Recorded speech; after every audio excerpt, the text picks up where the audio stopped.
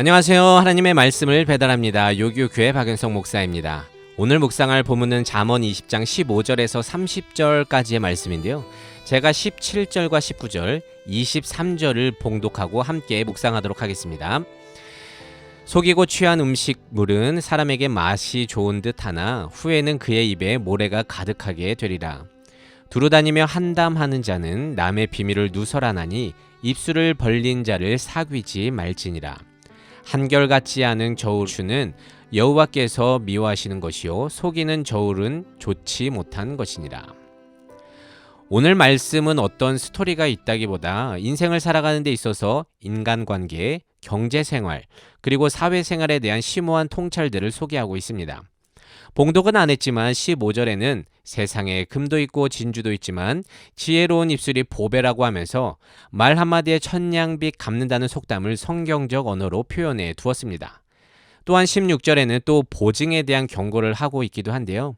이전에도 말씀드렸듯이 보증은 내가 확신을 갖고 있다고 해서 해결될 일이 아니기 때문에 지혜롭게 처리해야 하는데, 그래서 사람 일은 어떻게 될지 모르니 보증을 서게 된다면 상대방의 옷을 취해서라도 너의 살 길을 철저히 준비할 것을 오늘 잠언에서 말하고 있습니다. 한편 오늘 봉독한 17절과 23절은요. 남을 속이지 말고 정직할 것을 경고하고 있는데요.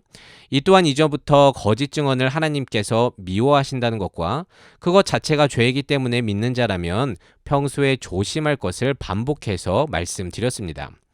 그럼에도 다시 한번 이에 대해서 묵상하고자 하는 것은 남을 속인다는 것은 궁극적으로도 내게 유익이 되지 않는다는 것을 말하고자 함입니다. 이 땅 위 모든 피조물들은요 모두 연결되어 있다고 말들을 합니다. 그래서 흔히 알고 있는 나비 효과라는 이론이 성립되는 것인데요. 어느 한 곳에서 일어난 작은 나비의 날갯짓이 다른 장소에 태풍을 일으킬 수 있는 것은 모든 피조물들이 얽히고 설켜 있기 때문에 영향을 주고 받고 있다. 그런 이유이기 때문입니다.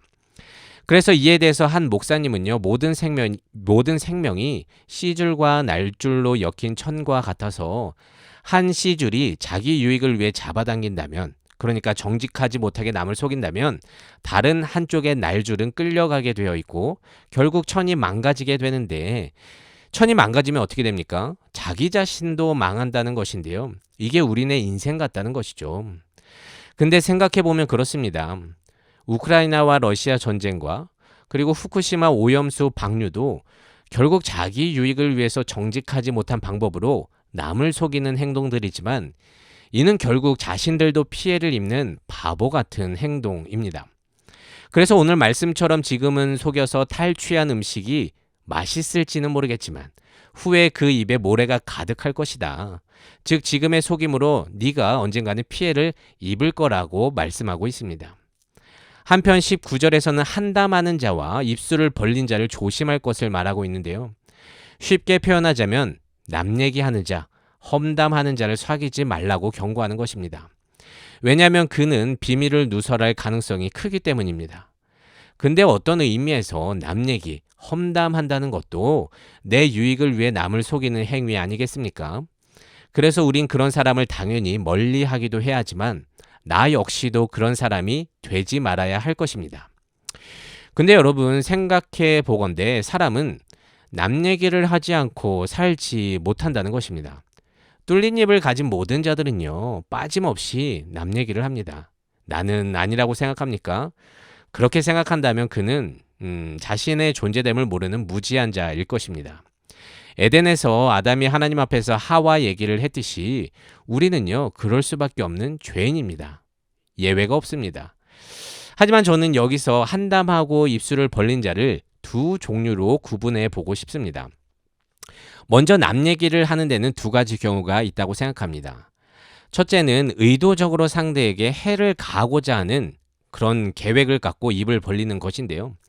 그렇게 뒤에서 험담하며 사람들이 상대방을 나쁘게 생각하도록 유도하는 것인데, 이거는 잠언도 이런 자의 악함을 지적하면서 당연히 이런 사람들을 피해야 한다고 말하고 있습니다. 한편 남 얘기를 하는 다른 경우가 있는데요. 자신의 힘듦, 억울함 때문에 입을 벌리는 것인데 누군가에겐 나의 상황을 토로하지 않고서는 답답해서 견딜 수 없는 때를 말합니다. 이는 상대를 어떤 악한 의도를 갖고 이렇게 남 얘기를 한다기보다 자신의 답답함을 토로하기 위해서 하는 것으로서 저는 이런 경우를 험담이라고 하고 싶지 않고요. 하소연이라고 표현해 보고 싶습니다. 근데 이건 하나님도 인정하는 연약한 인간이 갖고 있는 특권 중에 하나라고 생각합니다. 성경 곳곳에서도 하나님께 남 얘기를 하면서 자신의 상황을 하소연하며 기도하는 걸 보지 않겠습니까? 물론 이 하소연을 의도적이냐 비의도적이냐를 구분하는 것은 자신의 양심이 판단할 일이지만 어쨌든 인간은 남 얘기를 안 하고 살 수 없기 때문에 이렇게 구분을 해보았습니다. 그래서 꼭 여러분 남 얘기를 해야 한다면 내 마음 깊은 곳에 어떤 의도가 없는지 살펴보고요. 한담하고 험담하는 자가 되지 않기를 바랍니다. 그리고 정하소연을 하더라도 누구보다 먼저 하나님께 기도로 아뢰고 공동체를 위해서 상대방과 관련 없는 제3자 혹은 비밀이 보장되는 믿는 자에게 해주기를 원합니다. 여튼 오늘 묵상한 말씀들은 마땅히 믿는 자로서 주어진 인생 가운데서 실천해야 할 신앙 모습일진데요. 현재를 살아가는 우리는 어떻습니까? 남을 속이지 않는 것, 정직하다는 것은 단순 세상의 도덕 법칙이 아니라 서로 얽히고 설켜 있는 이 땅 모든 피조물들을 살리는 신앙 실천인 줄로 믿습니다.